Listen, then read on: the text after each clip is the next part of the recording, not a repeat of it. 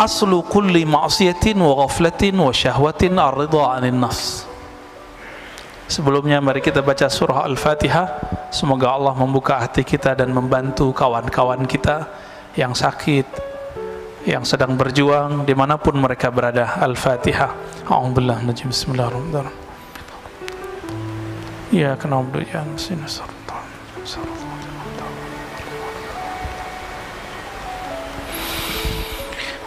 Qala Ibnu Athaillah Sakandari qaddasallahu sirrahu aslu kulli ma'siyatin wa ghaflatin wa syahwatin ar-ridha 'anil nafs. Sumber dari semua maksiat, sumber dari semua penyakit hati bernama lalai, sumber dari syahwat itu adalah ar-ridha 'anil nafs. Meridhai, membiarkan kehendak diri, membiarkan diri kita terpapar oleh syahwat, membiarkan diri kita menikmati tidur lalu tidak tahajud, membiarkan diri kita berdebat, membiarkan diri kita untuk memandang sesuatu yang tidak halal.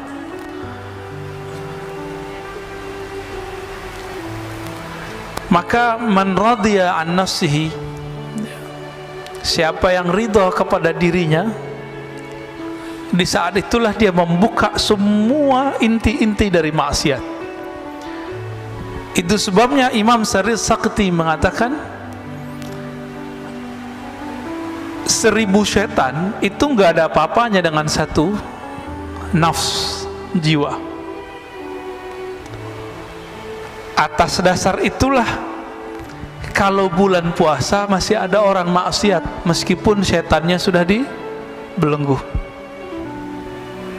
Jadi kalau banyak orang bertanya, kan setan sudah dibelenggu. Nah, ini berarti doktrin kita salah selama ini. Maksiat itu nggak perlu ada setan. Merusak di bumi nggak perlu ada setan, Pak. Bakat alami dalam tubuh kita itu merusak. Itu bakat alami. Inilah yang dibaca oleh setan, yang dibaca oleh malaikat. Apa kata malaikat? Ya Rob, kenapa engkau menciptakan di bumi makhluk yang merusak dan membunuh? Jadi karakter jiwa kita itu sudah merusak. Dan saya sudah pernah membahas sebelumnya, jiwa ini punya karakter hewan, punya karakter buas, hewan ternak dan buas. Dengan karakter ini sudah cukup kita bermaksiat kepada Allah Subhanahu wa ta'ala. Jadi nggak perlu setan kalau mau maksiat. Bedanya setan itu menyesatkan. Nah, ini kata kunci. Jadi yang berbahaya dalam hidup kita bukan maksiat, bukan dosa, bukan zan, tapi maksiat yang berisi kepada kesesatan, pemahaman yang sesat, cara pandang yang sesat. Ini yang berbahaya. Kalau dosa, semua kita dosa, dan ini sudah digariskan oleh Allah Subhanahu wa ta'ala, sehingga muncul hadis kullu bani adam khatta'un. Semua manusia itu pasti khata'. Apa arti khata'? Banyak salah, banyak dosa. Maka seorang manusia itu punya dosa itu biasa, Pak. Yang nggak biasa itu kalau dia sesat, dia menyimpang dari jalan Allah Subhanahu wa ta'ala. Makanya Nabi Muhammad SAW itu menerima orang-orang yang berdosa, tapi Nabi Muhammad tidak suka dengan orang-orang yang menyimpang.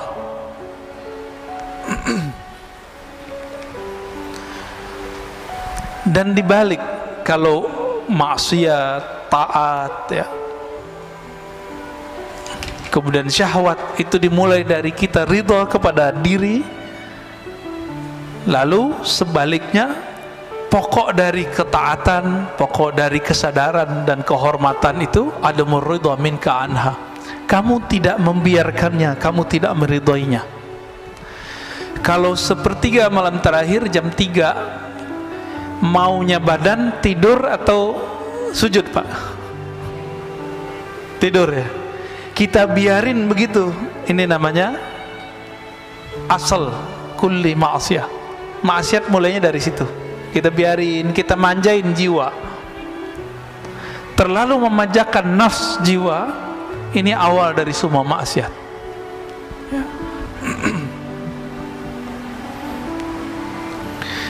Oleh karena itu, Imam Ibnu Athaillah As-Sakandari memberikan karakter seorang mursyid. Mursyid itu bukan orang yang hebat. Mursyid itu man la yarda an nafsih, begitu di kitabnya, li antas haba jahidan la yarda an nafsih. Kamu berguru, bersahabat dengan seseorang yang tidak meridhoi dirinya, nafsnya, jiwanya, itu lebih baik daripada kamu berguru kepada orang yang meridhoi nafsnya, jiwanya. Maka kalau mau cari guru, carilah guru yang tidak membiarkan dirinya terpapar oleh nafs, jiwa kita, ya, kehendak diri. Lalu beliau memberikan pertanyaan, fa ayyu ilmin li alimin yarda an nafsi. Masih disebut alimkah orang yang alim tapi dia mengikuti hawa nafsunya? Masih disebut alim enggak? Enggak. Wa ayyu jahlin li jahilin la yarda an nafsi. Masih disebut jahilkah orang yang jahil jika dia tidak mengikuti hawa nafsunya?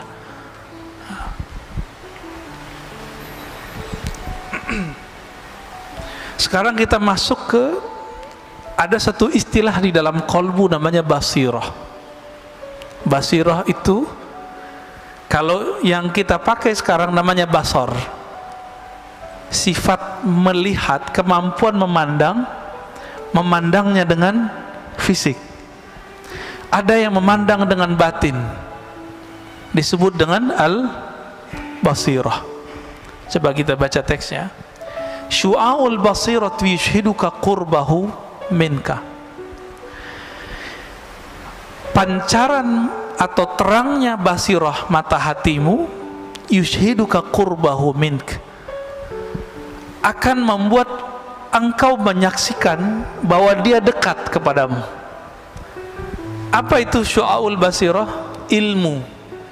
Jadi boleh diartikan, ilmumu mengenai Allah akan membuat kamu sadar bahwa Allah itu dekat.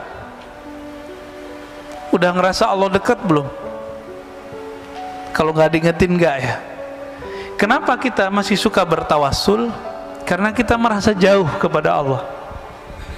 Kalau kita merasa dekat kepada Allah, itu nggak perlu tawassul, Pak.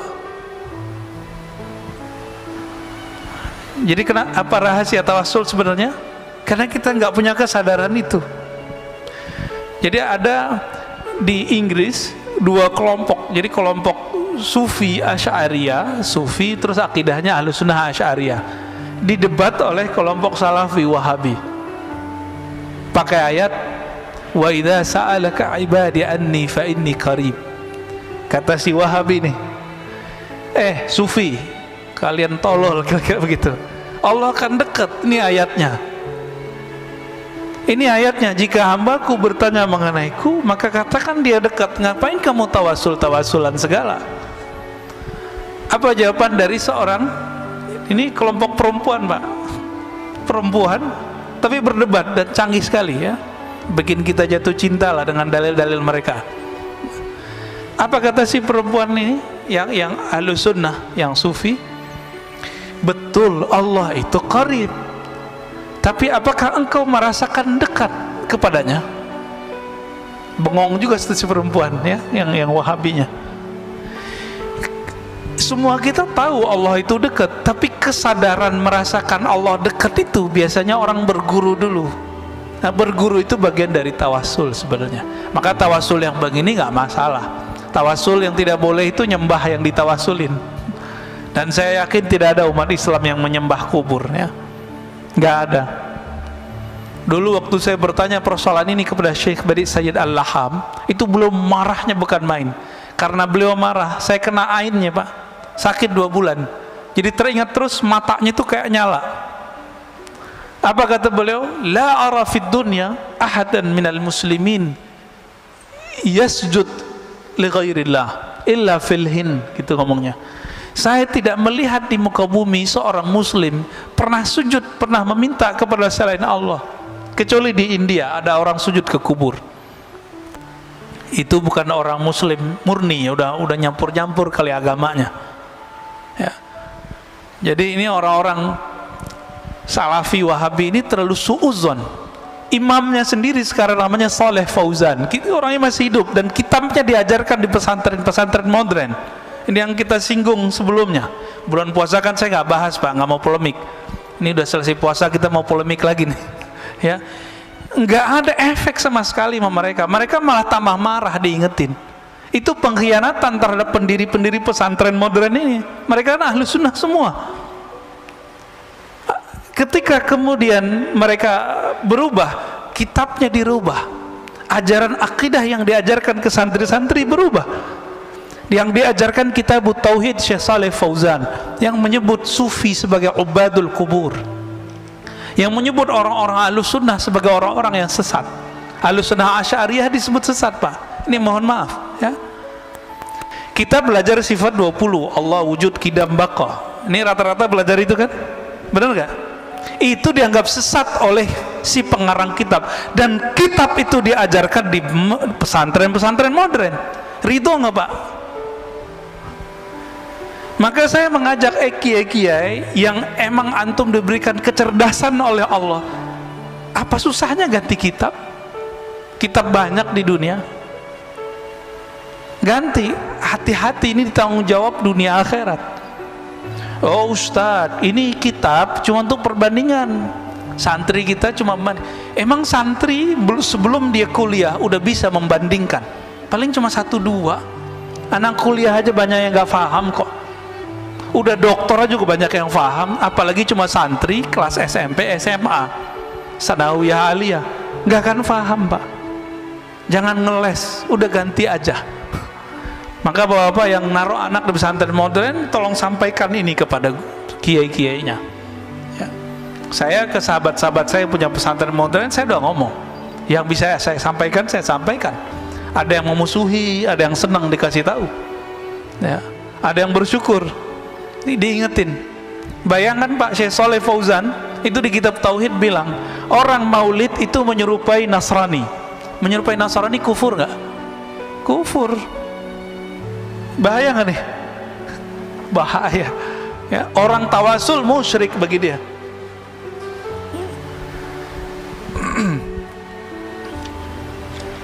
Baik. Wa ainul basirati tushhiduka adamak. Jadi ada pancaran ilmu mata hati. Jadi mata hati kalau sudah dapat ilmu, kita sadar Allah dekat.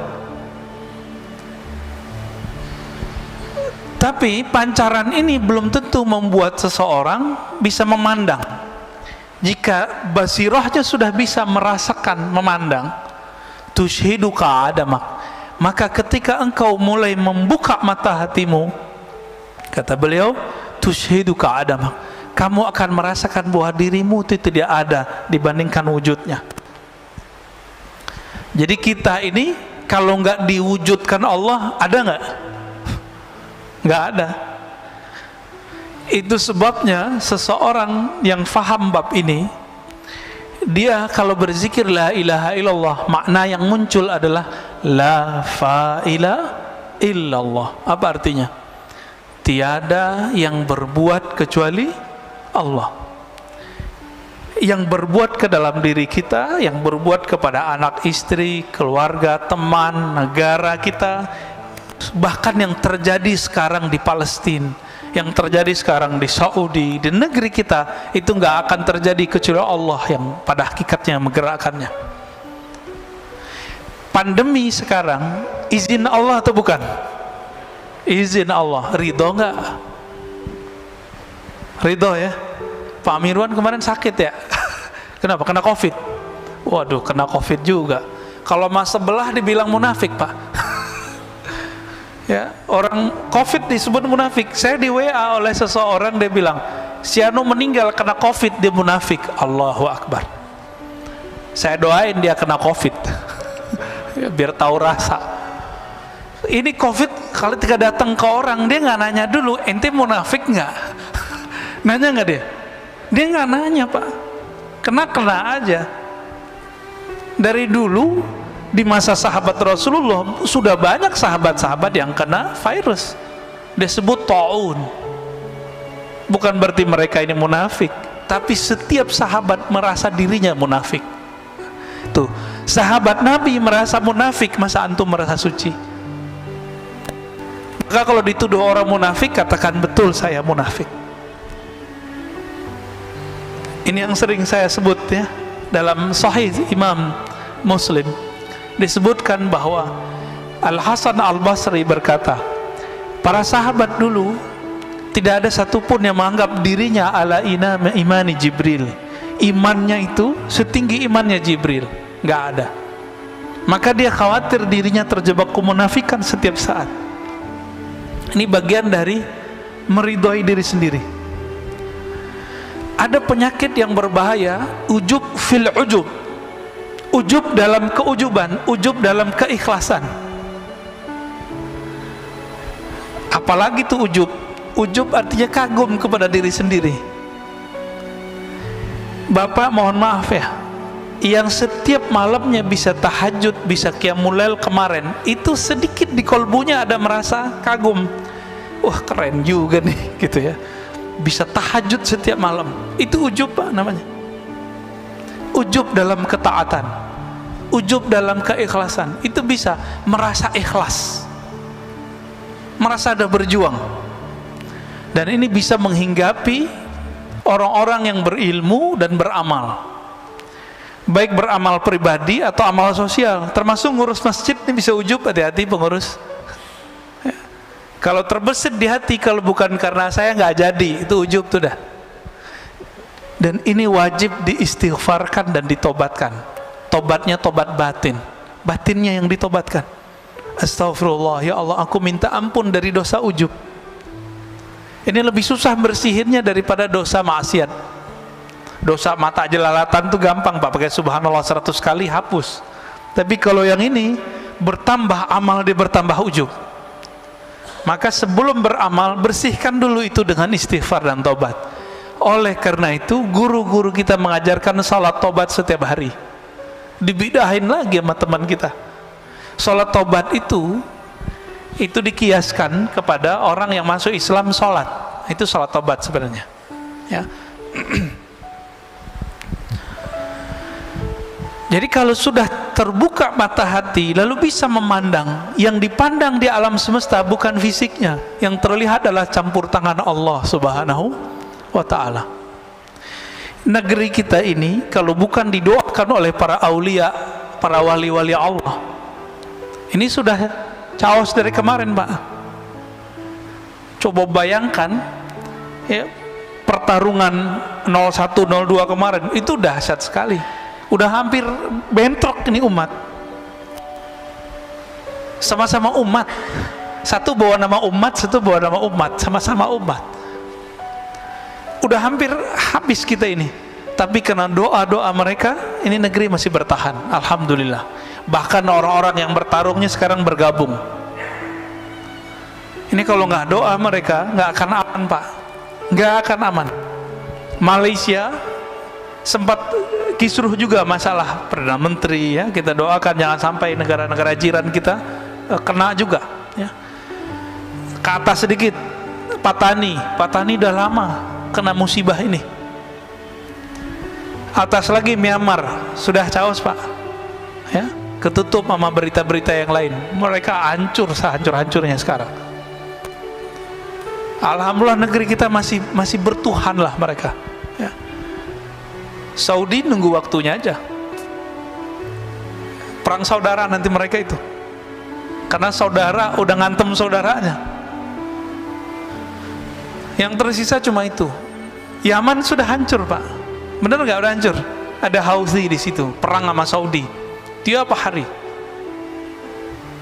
Paling Abu Dhabi kerja sama Israel, kan repot juga Pak ya. Membingungkan. Qatar yang bantuin teroris waktu di Suriah kan banyak kelompok-kelompok di Qatar, mungkin bukan governmentnya yang bekerja, tapi kelompok-kelompok yang ada di situ. Bahkan teman memfatwakan bunuh temannya, Syekh Yusuf Al-Qaradawi memfatwakan bunuh ulama-ulama yang pro kepada pemerintahan yang di Suriah. Sampai begitu. Sampai guru saya Syekh Taufik Al-Buti habis kehilangan ayahnya, datang ke UI Pak waktu itu, UI Salemba, yang pasca sarjana kajian Timur Tengah. Kok ada mahasiswa nanya tega, Syekh, ente pro Asad atau anti Asad? Kok tega nanya begitu? Orang lagi berkabung. Beliau itu orangnya lembut. Itu kalau bahas apa bisa nangis. Bahas bab sholat istisqa nangis. Kita udah bahas tasawuf aja nggak nangis-nangis. Bahas zikir aja nggak nangis-nangis. Beliau bahas fikih nangis Pak. Saya nggak pernah ngeliat beliau marah. Itu sekali saya ngeliat beliau marah. Syekh Taufik bin Muhammad Sa'ir Ramadan Al-Buti. Ada yang nanya begitu. Apa jawaban beliau? La uayyidu bashar wa la uayyidu fulanan, innama uayyidu ra'iyati ummati al-islamiyah. Saya nggak pro siapa-siapa, saya cuma pro kedamaian umatku, rakyatku. Gitu aja Pak jawabannya. Dan suaranya meninggi. Tega gitu ada orang nanya begitu sama dia, ya. Udah hancur Pak sekarang. Apa gorengannya? Nih hati-hati, Indonesia hampir berhasil nih. Anti Syiah, Syiah kafir.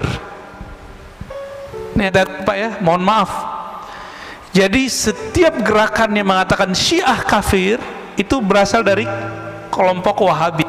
Dan Wahabi ini, kata Muhammad bin Salman, ini produknya Amerika. Mereka sendiri yang ngomong.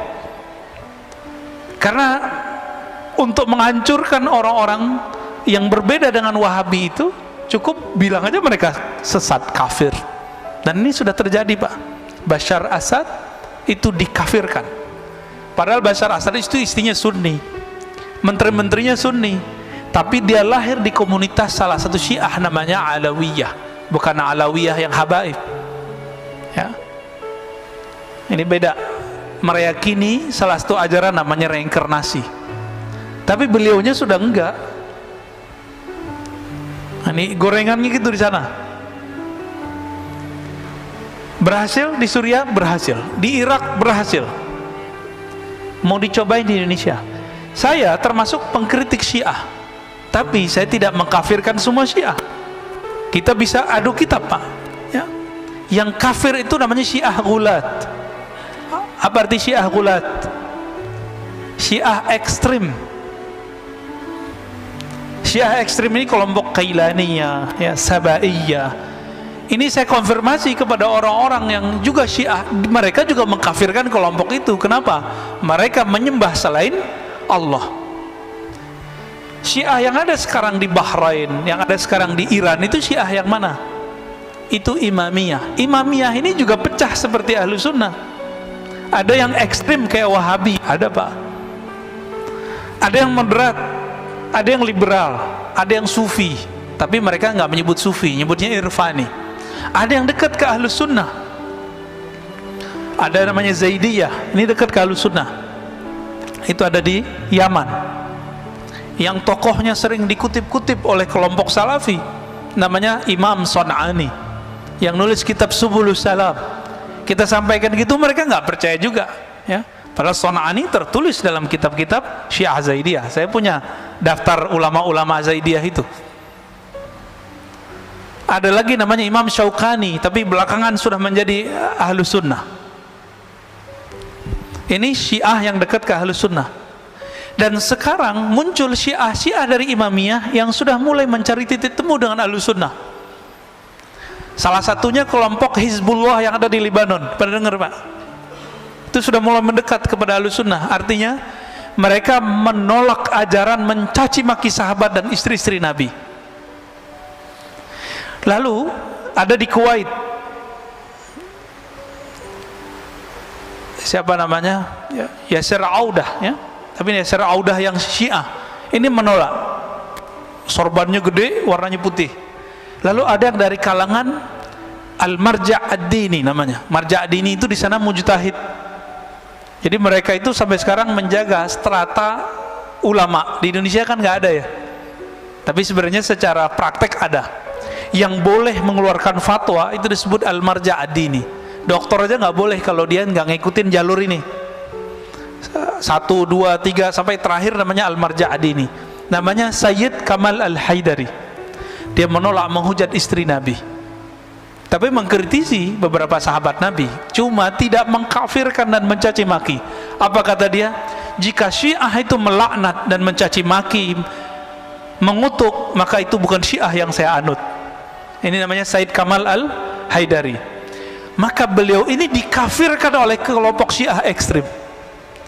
Jadi ini nasib jadi orang moderat, Pak.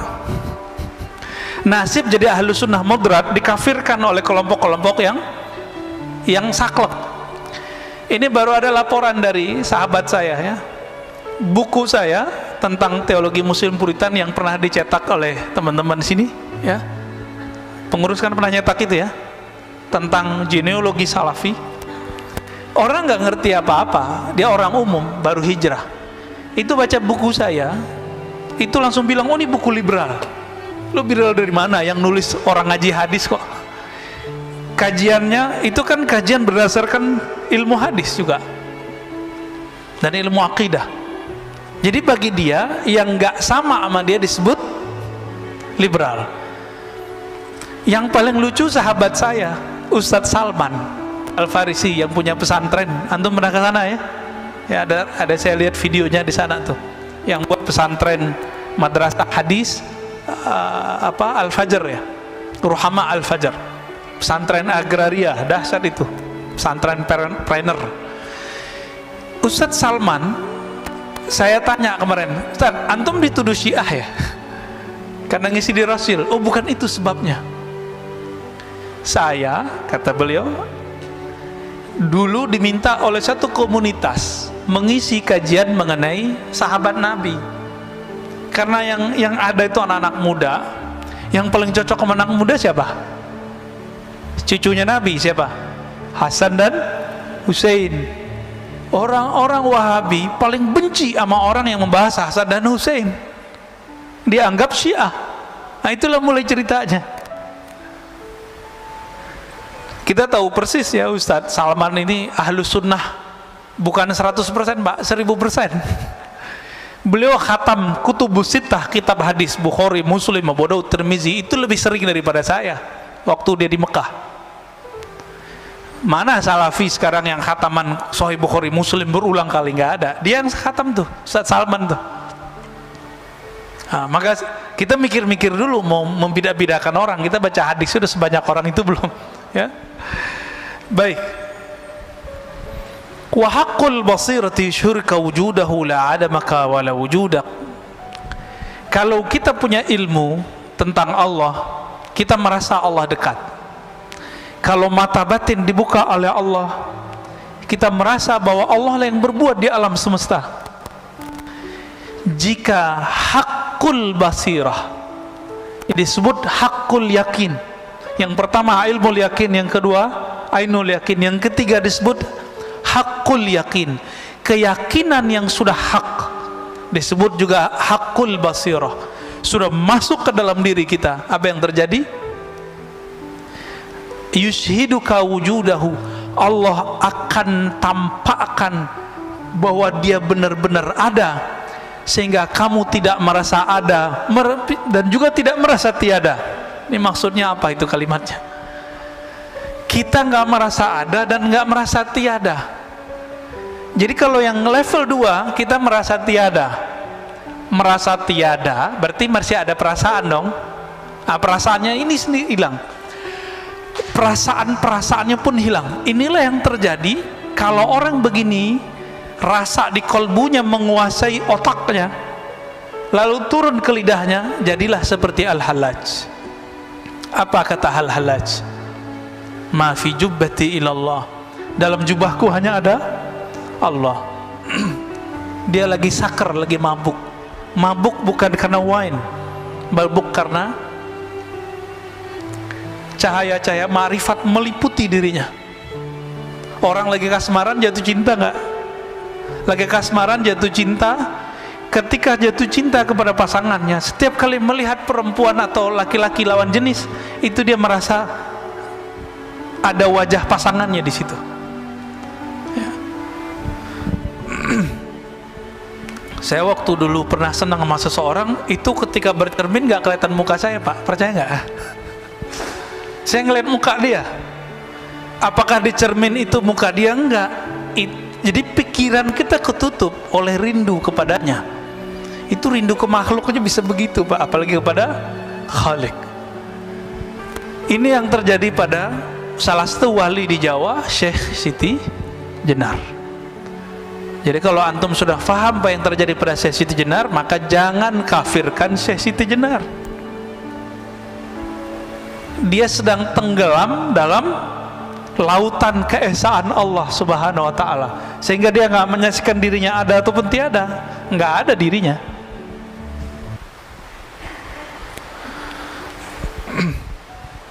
Ini juga yang terjadi pada Imam Abu Yazid. Abu Yazid ini lagi zikir subhanallah, subhanallah, berubah, Pak. Dia nggak memandang lagi yang berbicara ataupun yang dibicarakan. Di saat itu Allah meminjam lidahnya.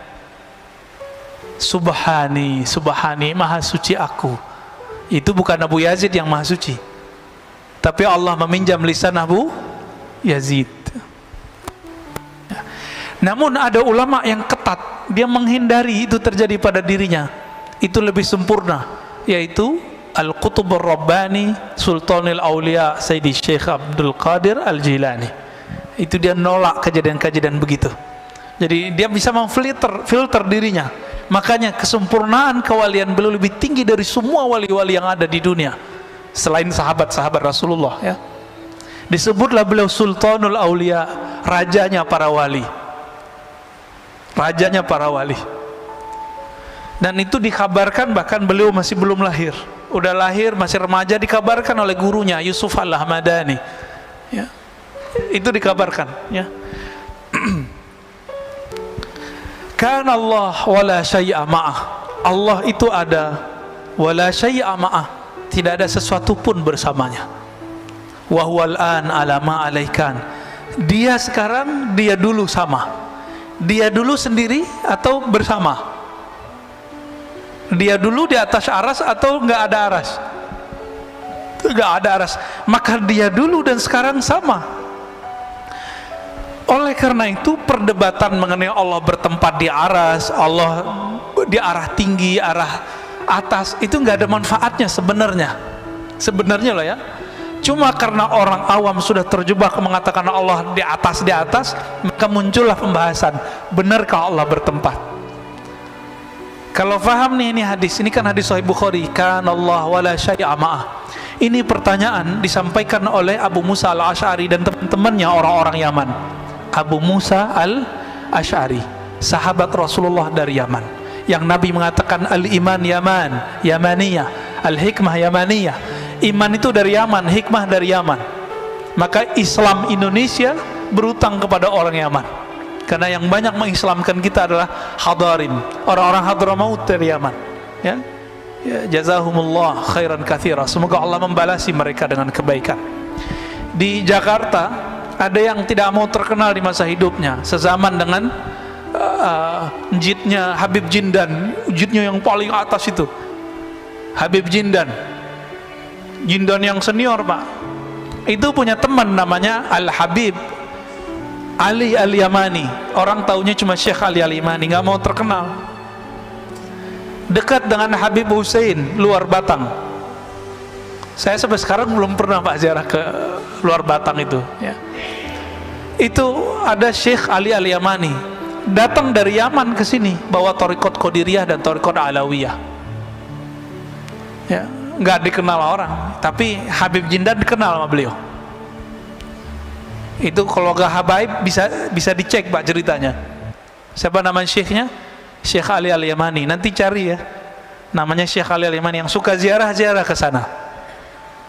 Syekh Ali Al-Yamani Penjaringan. Ini kelompok habaib juga, ya, keturunan dari Yaman juga. Dulu orang Yaman, Abu Musa Al-Asy'ari dan keluarga klannya datang kepada Nabi ngaji. Apa pertanyaannya? Kaifa kana Rabbuna? Wahai Rasulullah, Allah dulu gimana sih? Gitu. Sebelum alam ini tercipta, Allah dulu gimana? Apa jawaban Nabi? Kanallah, dipakai hadis ini. Kanallah wala syai'a ma'ah. Allah ada dulu di masa yang qadim. Allah ada dan tidak ada arasy, tidak ada langit, tidak ada bumi, tidak ada malaikat, tidak ada Ahmad, tidak ada Muhammad, hanya Allahu Ahad. Itu dia. Itulah makna kul huwallahu ahad. Rahasia kul huwallah di situ, Al-Ikhlas. Allah senang disebut sendiri. Allah senang disebut esa. Kita kalau punya jasa kan nggak pengen disebut jasa orang lain bersama jasa kita. Yang boleh begitu cuma Allah, yang boleh narsis itu cuma Allah. Jadi yang maha narsis itu cuma Allah, yang maha ego cuma Allah. Kita nggak boleh ego, kita nggak boleh narsis. Kalau Allah dulu dan Allah sekarang sama, perlu nggak debat Allah bertempat? Sebenarnya nih nggak perlu ya. Perlu nggak mengatakan Allah di langit? Lalu bagaimana dengan hadis seorang budak perempuan yang mengatakan Allah di langit? Imam Ibnu Hajar mengatakan perempuan ini kecerdasannya tidak sempurna. Saya ngomong begini Pak dituduh Syiah, cuma karena mengatakan fakta itu. Yang ngomong bukan saya kok, yang ngomong Imam Ibnu Hajar. Apakah Ibnu Hajar seorang Syiah? Kan enggak, Imam Ahlus Sunnah. Kalau Ibnu Hajar itu Syiah, maka semua kita Syiah. Ibnu Hajar ini yang mensyarah, yang menjelaskan Sahih Bukhari dan paling bagus. Kalau penjelas Sahih Bukhari ini dituduh Syiah, kira-kira kita gimana Pak? Oh, kita lebih sesat dari beliau lah ya. Dan orang-orang yang berzikir dengan zikir-zikir setan, wujudku wujud Allah, zatku zat Allah, sifatku sifat Allah, ini orang kurang ajar kepada Allah ya. Yang benar wujudku tidak ada, yang ada cuma wujud Allah pada hakikatnya. Ini orang berzikir, zikirnya apa? Wujudku wujud Allah. Kasus ini dulu terjadi di Aceh, kampung Pak Mirwan ini. Terjadi kasus kelompok namanya kelompok Wujudiyah. Dulu imamnya namanya Hamzah Al-Fansuri. Itu dari keturunan juga sebenarnya, thariqatnya Qadiriyah.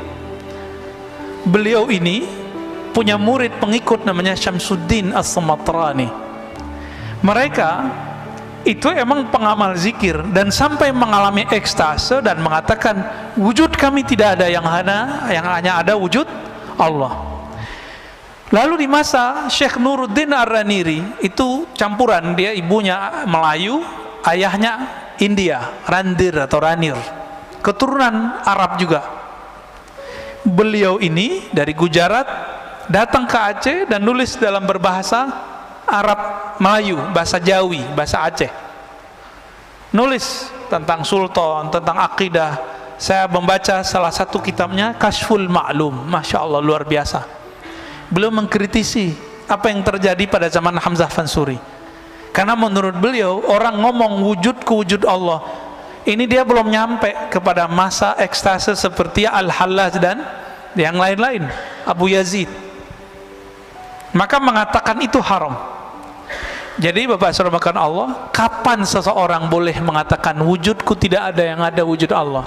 Dia kalau sudah sampai di hakul yakin. Tapi kalau kayak kita ini, kita kan baru sampai di hakul ilmu yakin, teori bertuhan. Ilmunya dalil, mana dalilnya? Orang seperti ini haram mengatakan tiada ada wujud kecuali wujud Allah. Sisa ajaran ini dipakai oleh Kartosuwiryo. Dia ajarkan ke santri-santrinya waktu berjuang. Santri-santrinya yang sekarang zikirnya begitu, padahal makomnya belum nyampe. Sekarang kan masih ada tuh NII, DII. Mereka punya khalifah sendiri Pak, punya amir sendiri, punya menteri sendiri sekarang. Cuma sebatas tradisi, struktur masyarakat. Saya dengar salah satu muridnya ngomong, la ilaha illallah tu la wujuda illallah, la mawjuda illallah, tiada yang wujud kecuali Allah. Ini kan gawat. Itu nggak boleh dilafazkan kecuali sudah nyampe.